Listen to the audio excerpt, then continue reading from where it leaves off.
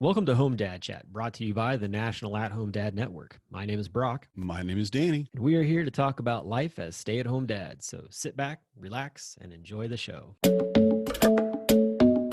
No, I don't want much. I even love handmade crafts made of macaroni. Come on now, you should know me. Times I might eat too much. No worry about my weight, got the dad bod rocking on me. Sketches on my feet, cargo shorts look good on me. I'm a dad, that's what I do. Hey, everybody, welcome back to Home Dad Chat. Danny and I have been already for the past 15 minutes talking off record about all kinds of things. You guys missed it. Where were you? We figured we'd hit record and actually, do a show for you. Like, all the good stuff's already been talked about, so you guys are going to get the bottom of the barrel now. Well, I know one great thing that we haven't talked about yet that I want to talk about for sure. Yeah. Is my new Blackstone Griddle. Oh, dude, you're going to get into that. Like, I'm so jealous. I'm in. Oh, I have bacon burn spatters on my arm from the 2 pounds of bacon that I made Sunday. So because this thing, like, honestly, you posted about it. Like, so you get the flat grill for it, and then there's an air fryer along with it. Oh, there's 2 air fryers, 2 air fry baskets, and a warming basket, which Holy is like cow, where you put dude. your buns or tortillas or whatever. So in other words, yeah. You got to get like the whole headset on and be like, you want fries with that? Is that you? Is that what it is at your house now? So think about it though. You're cooking the burgers, Yeah, and the bacon, okay, and the fries, and the onion rings, and you're warming the buns all at the same time. I just want to see you do the hibachi onion volcano. That's all I want to see. There needs to be a video of you doing that one. or be burning myself trying to do that one. So yeah. How did Danny die? Oh, whatever's going to make you go viral, man. His pride got him. His pride is what did it. And it'll be like, I can do an onion volcano. Watch. I need some gasoline. Somebody get some gas. What? No, it doesn't use gasoline. This one does. Hashtag Blackstone Challenge. But it is hands down my favorite thing right now, of course, because I just got it.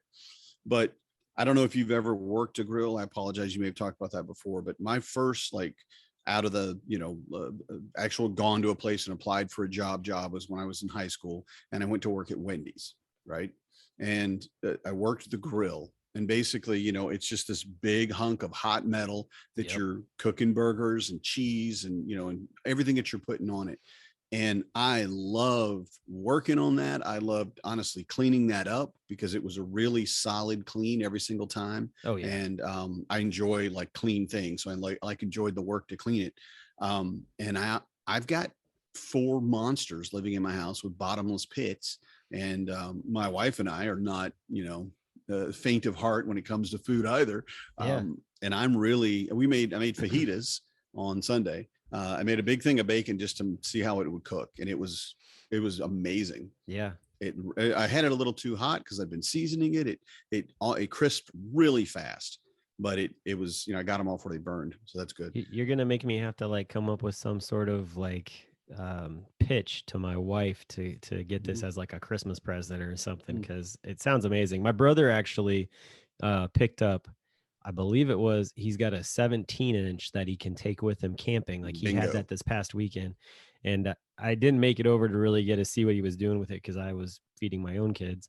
But it looked really neat from afar. And then he also picked up like a 36-inch or something like that for his house. So he's got like 2 of them. But I mean, as far as like grill work myself, like I've worked in kitchens before and done different things, but it wasn't till like a few years ago when we started cooking up bacon for the Flying Pig Marathon here in town.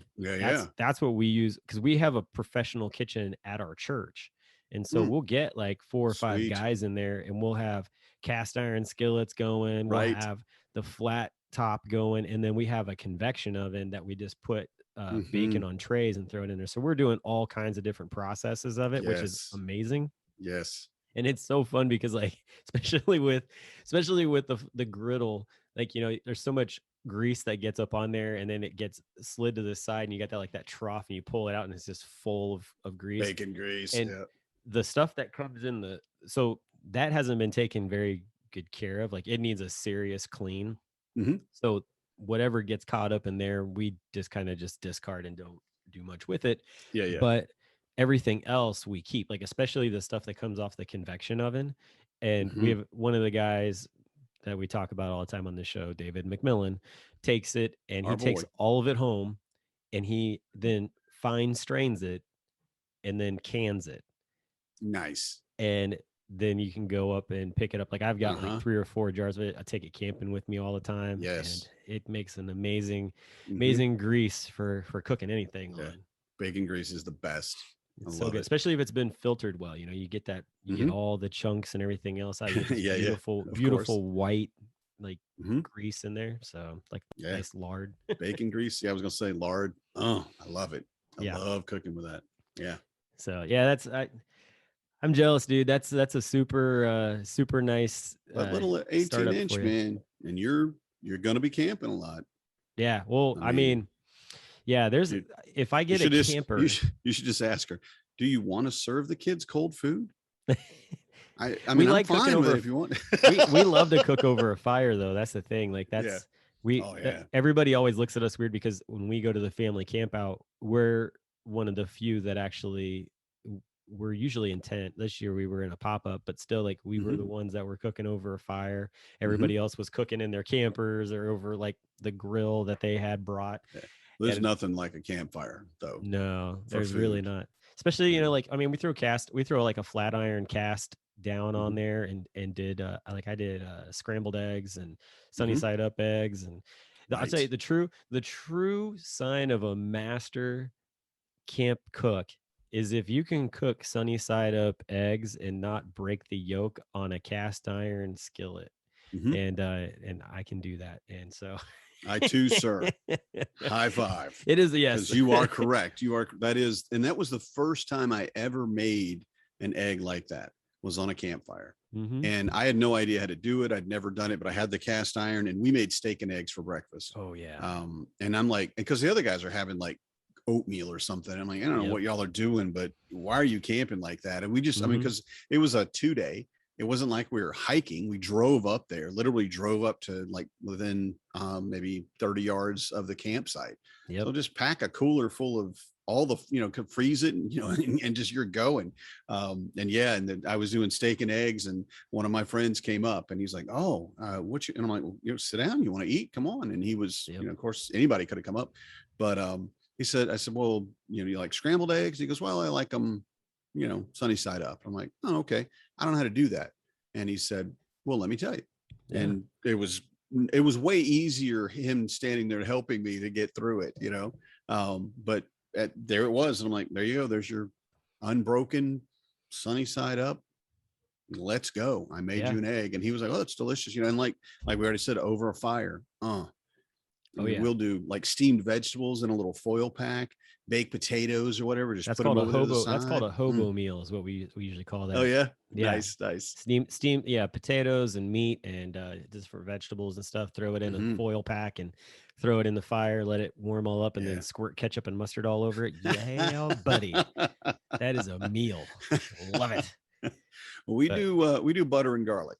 Well, that works too. Like that's vegetables, great. zucchini and broccoli or whatever else, and then definitely potatoes. Oh yeah. And the potatoes are any way you want them. I mean, it just and most of the time there's extra, and you crack them open in the next morning and make a hash out of them or whatever.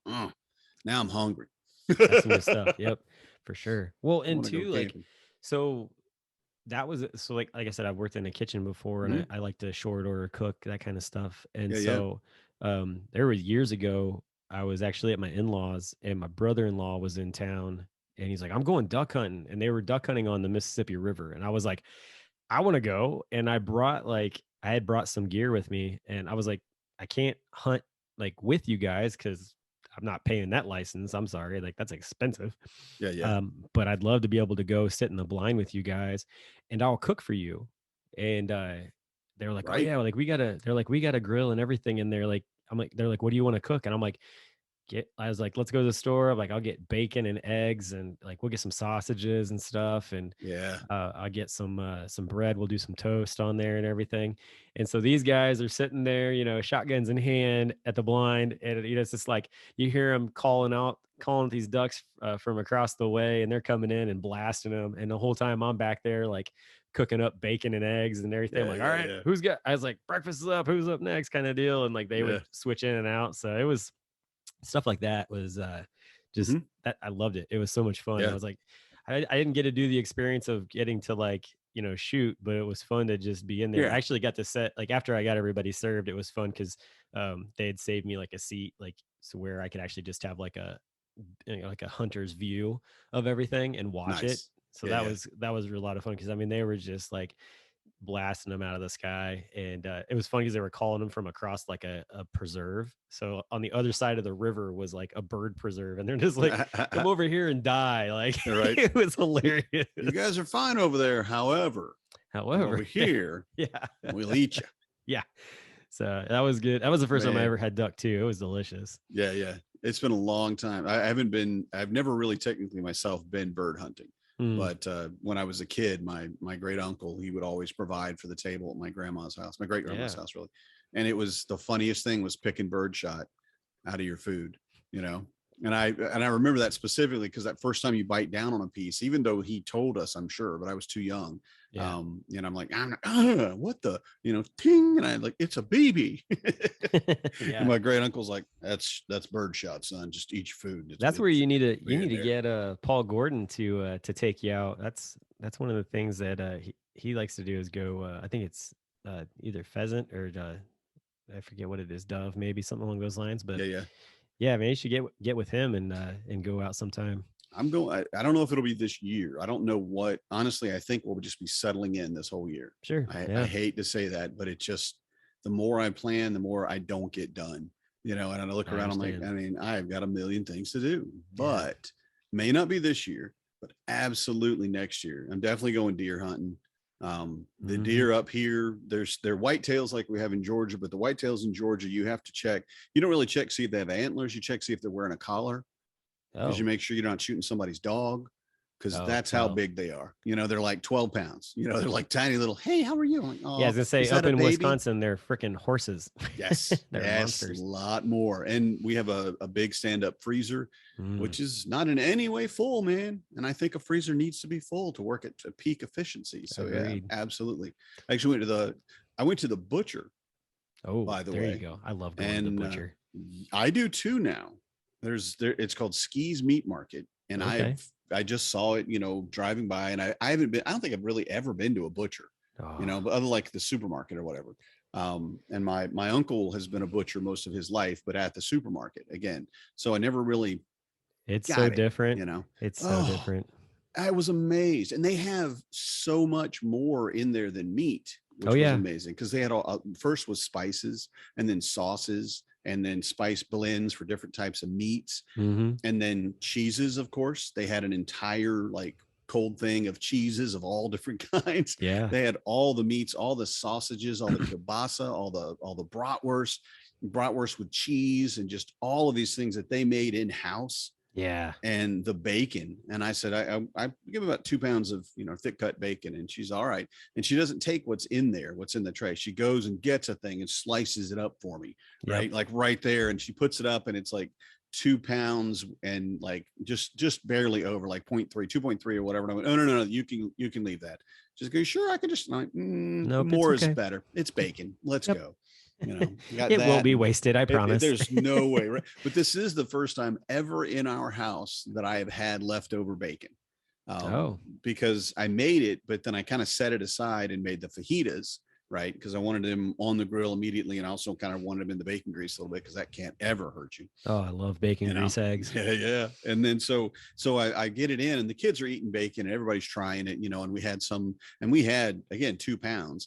And we didn't have more than 1/4 pound left, I'm sure. I mean, it wasn't like that much, but I actually had to put it in a Ziploc and put it in the refrigerator. And I don't even know if you need to do that with bacon, honestly, or not, but I did it anyway. And then tonight had it in our tacos. Okay. So I crumbled it up and cooked it into the ground beef, and now it was all gone. And I'm like, I actually had leftover bacon. See, I would have see if I had leftover bacon after something like that, Mhm. I would have pulled out a tortilla the next morning and done up some just like really nice spiced scrambled eggs And eggs, yeah. and threw it in there with some cheese and then Mm. drop the bacon in with it and put a little hot Oh, sauce on it. Bang, like little Frank's yes. hot sauce, and Yeah, yeah. that's a Yeah, winner yeah. right there all day Right, long. right. So Frank's is yeah, good. Frank's yeah. is good. I enjoy it. It's not super hot. I usually put it on my like egg sandwiches and stuff. So Well, that's according to their commercial, I put that stuff on everything. You know, that's their tagline. And I'm that's like, right. That is their tagline. I don't know, I could do that. But when we first started trying it, I couldn't really handle the spice. You know, it was Yeah. fine. I'm like, oh, it's a little warm. It's all right. And then, you know, here we are 5, 6 years later. And I'm like, yes, that's like ketchup, man. And you put it on a hot dog, I guess we're fine. But I need some sambal. You know, I sambal ulik, actually no. What is that? the chili paste. Oh no. It's a chili paste, and it is it is delicious. It is nose clearing, delicious heat. Okay. And every time I use it, I want more. Yeah. Well, so speaking of egg sandwiches, I found it interesting. Mhm. Like, so you think about all the different things that you see like in movies with like breakfast items and things like that. I've never really seen anybody portray an egg sandwich in a movie until I watched Birds of Prey recently, which is like Mhm. the Harley Yeah, Quinn story, and yeah, that's her go-to like. That's her yeah. breakfast. And I was like, no way. And like she goes to this diner and the dude like makes up a egg sandwich with like the Frank's hot sauce on it and Mhm. everything. And I'm like, holy crap, like this is awesome. Like, Yeah. like I was getting into the movie already. And then like that, I was like, just little elements like that in a movie Mhm. just kind of send it over the top for me. I was like, okay, this is already a wild movie. And then you add that into it. I Yeah. was like, this is pretty cool. So yeah, It was it was a that's a fun good ride. breakfast. Yeah, it's I like that stuff. Like there's some good movies like that out there. So, Mhm. but yeah, I mean, it's it's always fun to cook. I have Mhm. always enjoyed it, and my dad actually worked in an old diner back in the day, so he taught me a lot of that stuff. Like that shorter to cook type Yeah, exactly cooking. that. Cool. Like he's the one that taught me the whole like cook bacon and then afterwards like drop your eggs in there and do like some Mhm. bacon washed eggs Oh yeah. and dip some toast in it and Mhm. just that deliciousness. My wife thinks it's the grossest thing ever, but man, it's so good. She's like, oh, she's like, how can you eat that stuff? Like Oh, all she's day not a long. fan. She's not a fan of like runny things or like Yeah. she doesn't like yogurt. If I cook any scrambled eggs for her, like they have to be like dead over, like brown. Dry Like and yeah. yeah. And I'm like, oh man. And so just all these different things. So yeah, I'm not of that camp at all. Mhm. Yeah. Marnie's kind of the same way. She didn't like runny anything, like especially like mainly just runny eggs. She wants them dry and solid and all that. Yeah. And the first time, I mean, I think we were still dating or just barely married, but she made scrambled eggs, and they were dry as a bone. Oh man. And she set them down, and I'm like, oh, thank you. And I'm like, okay. And then again, me being who I am, I just blatantly ask her, so do you like really dry eggs? Or and she's like, well, my mom used to make them. They were kind of runny, and I didn't like it, and so Yeah. I make them this way. And that was like on our course correction to me doing all the cooking, basically. Yeah. Um, so yeah, so I do them a little bit different. And she's come around. The first time she wasn't sure if she tried them. She goes, yeah, they're really good. They're not running like I thought they'd be. I'm like, yeah, I don't think anybody wants like raw eggs feeling in their No, mouth, you not know. that. But that's not what we're talking about. You're talking about a It's moist, like, yeah, it's yeah, yeah, it's got a little bit of sponge to it, but it's not yeah, like dry. Yeah, exactly. exactly. Well, Yeah. when I was working at a summer camp, like the first year I worked at the summer camp, they had made scrambled eggs one day. And I took a bite out of them, and I'm like, these taste a little off. I don't understand what's going on. I took a couple more bites, and I'm like, these are not there's something up with these eggs. I don't know what it is. So I like walk back to the kitchen and the cook's back there and I'm like, "Oh, I'm just curious. What's your process for making scrambled eggs?" And she's like, "Oh, well," and she was all excited to like tell me. I was like, "Okay, here we go." Here we She's like, go. "Oh, well, like I crack all the eggs, I put them in a bowl and I scramble them all up. And then I take a cup of orange juice and I put that in there too. and then I throw them on the grill. And I'm like, well, wait a minute, let's back up here for a second.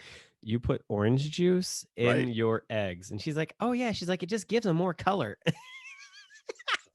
I'm like, Nope. I I mean, mean, she I've might not heard be of wrong. no, mean, but I'm just like, I don't know that eggs need more color. It's mm-mm. more about the flavor. I was like, have you ever thought about putting a cup of milk in with Mhm. your eggs Yeah. and go that route? And she's like, well, wouldn't that just like dull the color down on them? I'm like, well, no, not, I mean, not I don't think really. so. We could just stick with something non-acidic. How about that? Yeah. But I was just like, can we save the whole camp from going, these are horrible? I got her to change. I was like, let's do milk instead. And she was like, oh, I'll give it a try. She's like, wow, these are really good. I'm like, yep, Mhm. yep, they are. Yep. That was part of my dad's training for me, Mhm. was teaching me how to do Okay, scrambled eggs. now, So do you do milk, salt, and pepper, and then let's go? yeah, milk, salt, and pepper, Mhm. and yep, whip it up and throw it on there. So yeah. I don't use milk. I don't use milk when I make hers. Just I because use sour cream.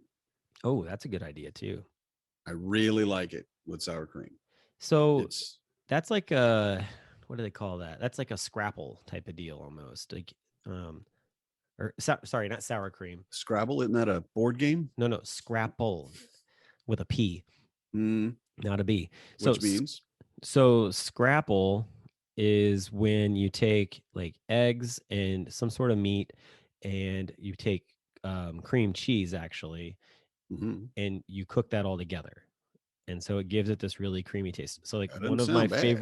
one of my favorite scrapple meals, and it's a great easy recipe, honestly, is salmon scrapple. Oh, So I think you've mentioned that have I before, mentioned that one actually. before? Yeah. I, So like it rings a bell. So, basically you get like a package of like that thinly sliced smoked salmon. You get it mhm, all chopped up real nice. Scramble up about 12, you basically do like a dozen eggs because you feed your whole family, and a block of cream cheese. Get that all mixed in there real good, and then drop in your salmon and mix that all up, and yeah, and serve it. And oh my gosh, it's so good. Drop it on some toast or whatever. I mean, yeah, yeah, yeah. That sounds good, man. I oh mean, I'm yeah, thinking about it now. I'm really thinking about it now. yeah. I'm gonna have to go get some sliced salmon.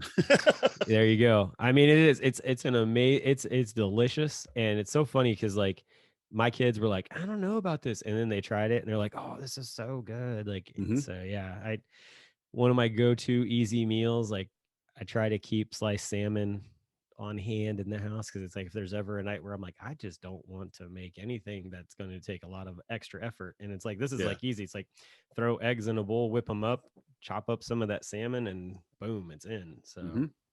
and make sure that you cube your cream cheese too. That's Hmm. that, so that it Yeah. melts down real easily. Yeah. Yeah. But yeah, so that's another fun one that I enjoy. But oh man, by the way, do you know how many days it is till HomeDadCon? No. How No, many days is it? 17 days. That's awesome. I knew. I I like can't wait. I Danny's can't wait. face I just can't gets wait. so big. I Yeah. tell him. I'm avoiding looking at the calendar as much as I can because I have so much to do and I don't want to get so hyped up and so ready. I gotta meter myself, I gotta be patient, save it up to the last, but it's really funny because like I got my flight. I was gonna drive. I thought about driving. I'm about 8 hours away now, 8.5 hours away. And I thought, well, I'll just drive down.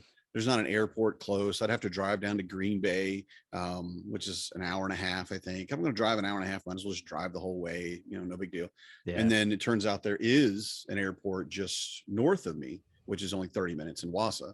And it is a fine, big airport with all the big airlines, Delta and all that Really? stuff. And I'm Okay. like, yeah, and that's what I said. I think it was American ended up where I went, American Airlines. Okay. And I went, so that's like right there in little Wausau, Wisconsin. And the lady's like, yeah, absolutely. Yeah, it's a sizable airport, and I'm like, it's not like an international airport, is it? She said, no, but it's, we have Delta and American Airlines and a couple of other ones. And I'm like, hey, cool. You know, Is it a walkout on the tarmac and get into the plane, or is it I actual don't terminals? think so. I think it has terminals. Oh wow, From that's I cool. only know from the photo because I didn't think to ask because I was too excited about only having to drive a half hour to get to the Oh, airport. cool. So yeah, So yeah. when do you get in then? About 1:30 on Tuesday? Tuesday. Yeah, the day Really? before the bourbon. I think Okay. it's one, if I remember correctly. I do have a layover somewhere. Not a big deal. I'm like, yeah, sure, whatever, let's go. Right. I mean, sit and read a book, or I can just, nap. Probably, I'll probably sleep all the way there.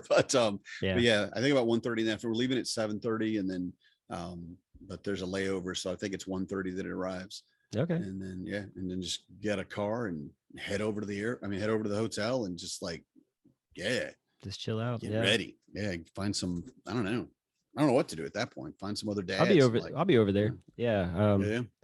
Me and Joe. Joe's getting in on Monday, so Mhm. I think Tuesday we're gonna be spending time maybe at I think we're gonna go up to the Air Force Museum because he wants to go do the photo tour on Thursday. So Yeah. he and I might just go up and do a nice walkthrough of the museum ahead of time. But and then go from there. We'll see how it all plays out. But yeah, so who knows? I mean, if we're back in time, I might be able to pick you up, but I don't know. If not, it's not Yep. that bad to get there. Right. And I may just crash. I mean, it'll be like, because I'm sharing the room all the other days. I think all the days, at least from Wednesday. So it may be my only day to just kind of like, I don't know, lay naked on all the beds and furniture and just not tell the guys. Complete freedom. All good. I get it. I like that chair. The chair's pretty comfortable. I thought it was comfortable too. Yep, sure did. Naked. Laid my boys on it, but just saying. You go ahead. No, oh shoot. No, in case my roommates hear this, I would never do that to you, gentlemen. Never. I actually we won't say it today. We'll say it was last week. I posted about like people like I'm trying to make a playlist for guys to be able to listen to. Saw that post. So it's going to be something that I'll post so that anybody that wants to listen to some music or whatever, it's very eclectic because I mean, all the guys in the attendees group are putting stuff in on it. But I thought it would be fun to build something. I mean, like it took 4 hours for like guys to put in over 5 hours worth of music. Nice. And I check it every so often and I just keep dropping more songs into it. But I mean, it's a very interesting list of stuff. So sure. But it'll be fun for the road trip, honestly, because you can just hit shuffle and play and boom, like, you don't know what you're going to get. Right. And for the bourbon tour. Yeah. And they don't have to worry about anybody DJing. You get what you get. So yeah. Well, and that's it. And to any guys riding in my van, you get what you get and you don't pitch a fit. Okay. That's right. What we're playing. Daddy controls the radio. Well, and that was the other thing. We were talking about it. We were talking in the dad lounge about like the vehicle setup because now we're down to like 17 guys. Mm-hmm. And it was like, oh, I reserved 2 15-passenger vans. We got 17 guys. I'm like, I could just take the Highlander, my car, and put everybody else in the van. And I'm like, but then you got everybody crammed into there, and then you got my vehicles full. And I was like, or we could just pay the extra because I was like, the difference of like one van versus 2 was like $10 per guy. All right. So like instead of paying 15, it was like 6, it was like 26 or something like that. But I was like, if you pay the 26, then we get 2 vans and you put 8 guys in one and 9 in the other, and you got all that room to spread out, put bourbon in there, whatever. Like, well, it's the thing too. And if you decide like we go to one place and we want to switch a guy out or whatever, right. Like, hey, Bob wants to ride in the other van for this thing because they were talking about a certain bourbon and they want to keep talking about their kids or whatever. Yeah. Okay. We got room, let's swap over. It's fine. I think it's a better way of doing it. More room is always better too, especially on a bourbon tour. Yeah. Gotta have a place to put your bottles, and then you got a place to fall over if you need to. Right. So I'm going to bring some Sharpies with me so that guys can, write their names on the box. Like, so we got boxes. Oh, sorry. That is not where I went with that. I'm talking about guys getting drunk and you're talking about Sharpies. I'm thinking, so mark their hand. You're done. Put an 1X, strike 1. Like, we're going to trace a penis on them, but okay, Oh, you're shoot, you're way better. I'm Your not idea's that way better. malicious. I'm Way not better. that malicious. Danny, you're showing Would, your other side here. would you draw it? No, Okay, no, because I I said wouldn't. trace, so there's a big difference.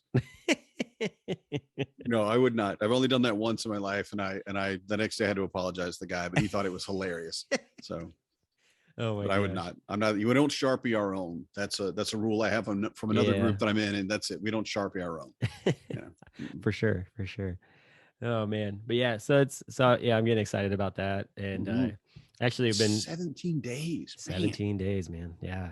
Hmm. So I actually started reading I picked up a book at the library on downtown history of Cincinnati, and it's been Nice. interesting, like just because I wanted to be able to like, tell guys about different areas of town and some other different little stories and stuff. Yeah. I love doing that when I go, walk around town. So It's very much a dad thing too. I think. I guess, yeah, you could say that. And it's different. People go for it, but like, have you seen that that commercial where the guy's trying to keep people from turning into their parents, and Yes. when they buy a house, and he says, "Who else reads books about submarines, Bob?"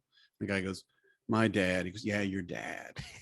Yeah, and that's kind of the thing too. I'm like, "Ooh, books about submarines sound kind of." Oh, yeah, my dad. I'm a dad, definitely. So, but figuring out the history though, I think it's a great idea. I've been trying to at least familiarize myself with the map more, so that I kind of have an idea of that area. But I'm learning this area too, so it's kind of second to actually trying to, how do I get to my kid's school kind of thing.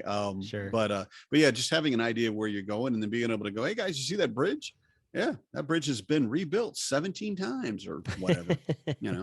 Yeah, it's good stuff, man. I think it's a great idea. Yeah, it's pretty cool. I didn't realize that John Wilkes Booth's dad actually was an actor here in Cincinnati when he killed Abraham Lincoln. Oh, wow. And apparently, after they told his dad that he had done that, one, he passed out behind stage before going out on stage for a performance, and then like 3 days later, he was like, "Bye now, I'm gonna get out of town." Like like I can only imagine what you're gonna do to my son, and when you find out that I'm related to him, like, and it was like, that probably a good reason to go into protective services or some kind of thing like that. No longer be a public figure, unfortunately. I'm going to go to Kentucky where they might actually be okay that I'm his dad kind of deal. Head to the South. They'll take you.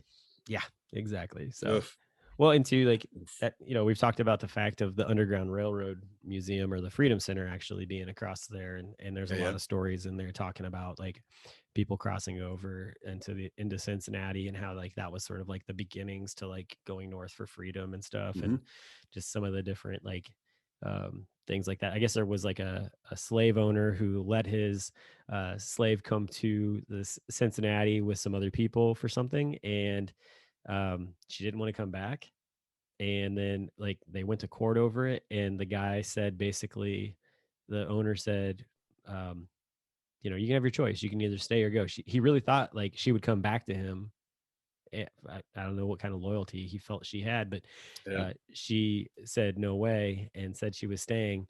And like he was fine with it for like a day, and then like turned around and like got really angry and like sent like slave I don't know what you call them, like catchers or whatever, like after her. And yeah, it's pretty wild. But she ended up like still like the Supreme or like the courts or whatever like upheld the fact that he said like, you choose, and they said like you're not going to go back on that. And so just it's an interesting story. Interesting stories like that. And it's interesting to hear like just the fact that like Cincinnati, especially downtown Cincinnati, was such an area for like transition, and like you could stay in like the downtown area and be safe. But as soon as you went north of downtown, like it was free game if like somebody was actually like chasing after you or whatever. It was really wild. Like that was some of the stories they were talking about. And I'm trying to think when there was one other one that was really pretty wild. Like but basically, I can't remember what it was exactly right now, but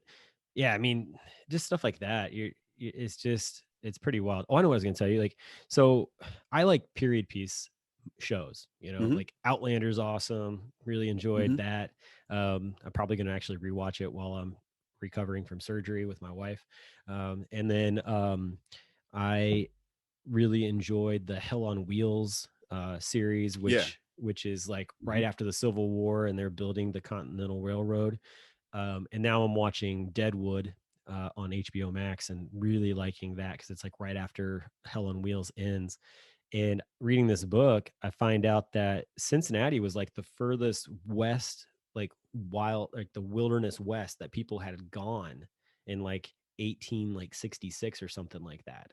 So people hadn't really gone that far into the west after like the Civil War. Like they'd made it, like Cincinnati was like kind of the furthest, and then they pushed west after that. And I'm like, man, like where's that series at? Like I want to see that. Like come on, like some series maker needs to like put together some sort of like, you know, just that, like I don't know, it doesn't have to be named Cincinnati or anything, but just sort of like the furthest west or something along those lines. But because it's amazing to look at some of the pictures and see just how much the city was built up in like 1866.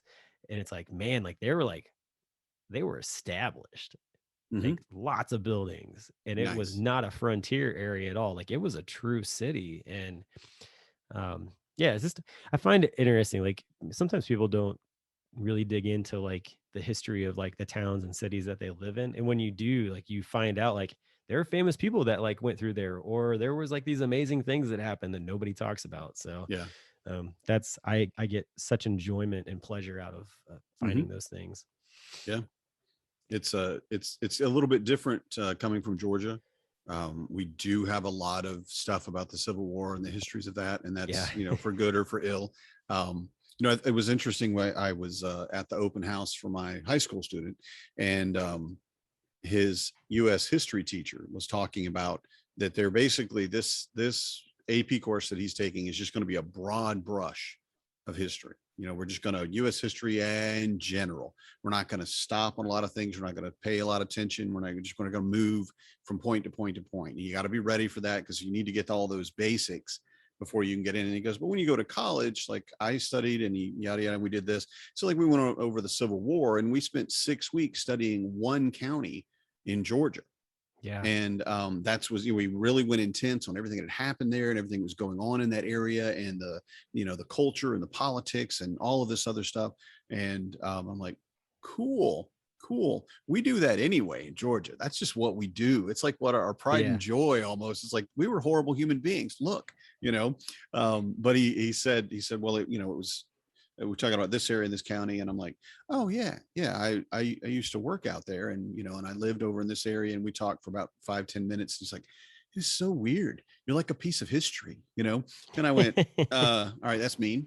Okay, I'm not that old, and I wasn't in the Civil War, sir. But it was really cool having lived in an area that's famous, but you don't recognize that it's famous for anything. I mean, you know, yeah, Civil War happened here, and everybody talks about the Civil War, but to actually see people like, well, you know, did you ever go to the, you know, see the fields for the Battle of Kennesaw or whatever else? And I'm like, oh yeah, I mean, we go over there and look for bullets or stuff, you know, or you know, just metal detecting. You know, I didn't do that, but you know, we'd hike and they'd be people checking for bullets, or you know, and I'm like, yeah, I've got like 3 or 4 old Civil War bullets in my, you know, somewhere. He's like, what? Somewhere? Yeah, oh, yeah. I mean, can you show them to me? And I'm like, no, man. I mean, maybe, but everything's in a box and I can't find anything. I can't find my shoes. So I'm not going to go look for a Civil War bullet. But like you said, it's really cool, the history of a place, you know, that can be there. And you just don't even recognize that this is such a monumental thing. Yeah. And the incredible stuff that happened like 2 blocks that way, you know, for like Cincinnati, if you're in the city itself, 2 blocks that way was where this amazing, incredible thing happened. Yep. And I love that. And I think that's very dad, you know, that's, you get to a point where you want to start looking at the lineage and the history of things, because you're starting to create your own, for lack of a better word, your own legacy, you know, to what you're passing on to your kids. Yeah. So yeah, I think that's cool. Yeah, like you said, like, you know, where you grow up, you tend to, that's sort of kind of like what you gravitate towards, I guess, in a way. Yeah. Like, and for me, like my biggest thing, like, is all things like gangster. So like Al Capone, all that kind of thing. And maybe I've talked about that a little bit on the show, but you know, I've got quite a connection with like, I've got a pretty interesting connection with like the Al Capone gang, both from my. Should we be talking about this? Yeah, no, it's good, man. It's all good. They're all Nobody's going to gone. come knocking on my door, are they? No, Okay, no, just no, checking. nothing like that.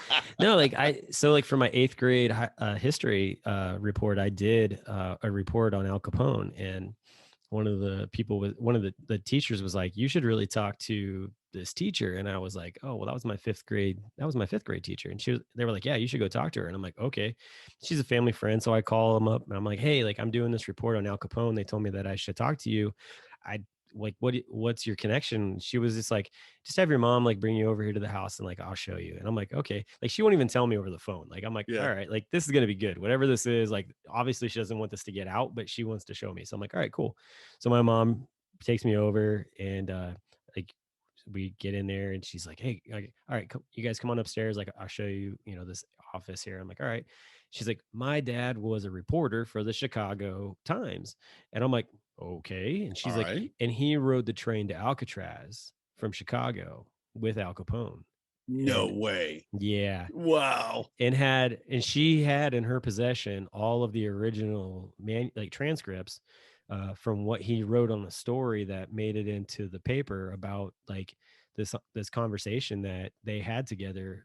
Oh, that's awesome. Writing out to San Francisco. Yeah. And I was like, oh my gosh. So like I got to sit in there and just like read through all of that. And it was amazing. I was just like, I was so enthralled. And I had already like had been to Chicago a few times with our science class, went every year to like the different museums and stuff as like a day-long field trip. But I was Nice. always so just like one point we ended up down in Chinatown, like right beside like one of Capone's houses. And I was just like, oh man, this is so cool. And then as years went on, I ended up actually like making it back to Chicago. This was like after Corey and I were married. We went and visited a friend, and she's like, hey, we're gonna go to Chicago Oven Grinders and Pizza. And I'm like, oh great, that's awesome. And she's like, do you know the history behind this? And I'm like, no, let me look it up. Here to come find out, it's this place that sits across the street from where the St. Valentine's Day Massacre took place. Oh, And the yeah. apartment above the restaurant is one of Capone's apartments. And the restaurant is amazing. Like you walk in and it's cash only. There's actually like a Guido at the door who like greets you. And I mean, it feels very much like when you walk in that like there's a mob boss in the back corner, like in the dark, kind of, smoking a cigar type of deal, like doing his thing. deals. Yeah. Yeah. But it was really neat. So I was like, oh man, this is so cool to be in that like area. And then I ended up talking to my grandfather before he passed away, and I was like, hey, like I know you have this story of this like nickel plated pistol that like you got your hands on that's from like family. Like, what's the story behind that? And he ended up telling me that like his grandfather was a bellhop in my hometown at this really nice hotel that's now like a senior center. And one week, this guy came into town and he recognized him right off the bat, and he knew he was a gangster. He actually knew he was one of Capone's guys, and usually those guys would come down from Chicago to Huntington to get off the heat, to just get away for a bit. And Derringer was also around in that area as well, but this guy was from the Capone gang, and so he's down there hanging out. And one of the last nights that he's there, my my grandfather's grandfather was like, I don't want to be caught in the elevator with this guy. And so sure enough, like he's a bellhop, he's working the the elevator. This dude gets in and he's all like trying not to look at him and everything, and he's just being very obvious. And the guy was just like, I know that you know who I am. He just calls him out. I don't. No, sir, I don't. Yeah. And this is all like word of mouth story that's just carried on. But he's like, I know that you know who I am. He's like, you keep your mouth shut and I'll leave you something in the room because I'm getting out of here or whatever. And he took off and he left him I forget, like I think he left him a little bit of cash, but he left him this like really nice nickel plated pistol that was like a US military. It's a 25 millimeter, or yeah, I think it's 25 millimeter pistol. But my grandfather passed away on my and was buried on my 40th birthday. And so when we were home, I told my grandmother, I was like, hey, is that nickel plated pistol still in the desk? And she was like, I don't know. She's like, I wouldn't know if it was there or not. And my uncles, like, they left the house and it was just me and her hanging out for a bit, just talking. And she's like, just go in the study and see if it's there. And I'm like, all right. So I was like, I'm gonna go rifle through my grandfather's study. All right, this is pretty wild. And sure enough, like, I knew that it was in like a sock the last time he showed it to me, like literally in a white athletic sock. Yeah, it was so funny. Yeah, total grandpa thing, right? exactly. And I go looking around and the sock's not there, and I'm like, man, this is like, where the heck is it? I'm looking around and I find this like really goofy plastic gas station, like the old school gas station plastic bag type of deal. And I'm looking at it and I touch it and I'm like, well, that feels like a gun. And sure enough, I pull it out and I'm like, holy crap. She's like, did you find it? I'm like, yep, I found it. And she's like, do you want it? And I was like, yes, I do. Like, I really do. Yes. And so she's like, he would want you to have it. So happy birthday. And I'm like, oh my gosh. So I have this sweet nickel plated pistol that's it's pretty, it's an amazing thing to have. It actually brings up a lot of emotion in me talking about it, because I'm sure. Yeah. Between that and I've got other things of my grandfather's as his well. Hat. Yeah. I got his hat. Yeah. So I actually found an advertisement at a place in Northern Kentucky of that gun on a wall at a like a spirits distillery place. Yeah. It was like a magazine gun too, which was really funny. So cool. But yeah, so it's just those kind of things. Like, it's just that cool history of everything. And yes, it is a very dad thing, but at the same time, because you think about it, like, you tell your kids about it and they're just like, okay, that's great, thanks, Dad. Right. But it's like there's so much more to it than that. And I feel like that's one thing that I really want to stress to my kids, is the importance of getting to know their grandparents and their aunts and uncles, because once they're gone, like, you're like, oh, I wish I knew. And it's like, it's too late. Yeah, there's nobody that knows now. Yeah. And nobody. Right. And that's one of the things that, talk about, like, the legacy of things. It's like, well, if you don't get to know the people that have, like, put forth the effort to, like, build a legacy, then finding out afterwards is not the same as finding out from the person who's actually, like, building it. Yeah. Yeah. So, yeah. But, oh man, sorry, I got on a tangent there. No, that's what we're here for, man. That's what we're here for. I enjoyed it. Yeah, so like I said, I'm excited to have everybody here in Cincinnati, because there is such a ton of history and things to do, and yeah, it's gonna be fun, man. I'm like 17 days is gonna come by real quick. So yeah, look how long it seems like it's been 10 years since the last one, really, from virtual, even from DadCon at home, but it's just been because the year has just been dragging on. But I know these next couple of weeks are just going to burn. They're going to be gone. Yeah. I'm going to turn around like, oh, I'm getting on the plane. Look at that. All right, let's go. Yep. So it's going to be wild. I've got things showing up here at the house on a regular basis. So yeah. Got some swag that showed up. So nice. Some really comfy swag. Even nicer. Yeah. And so yeah, it's gonna be a good time. So I can't complain there. Yeah. But yeah. Anyway, I'm gonna cap this off. Yeah, man. I think we've got her well situated. I don't know. For next week, we'll have to figure out what we want to do as far as a conversation, since we're getting down to the wire on everything. Nitty gritty. I know. So who knows? Maybe we'll bring a guest on. Maybe something exciting will happen. You never know. But well, as long as it's fun for you and me, really, that's all that matters. Everybody else is along for the ride. And for anybody listening, that was sarcasm. We love you guys and really, really appreciate you listening. Sincerely. Hey, man, if somebody wants to talk about something else, you better suggest it. That's all I got to say. Yeah. Get on the mic. Come on. I got a mic right here for you. That works. That works too. Yeah. All right. Well, hey, until next week. Have a good one. Good night. I'm a dad, that's what I do.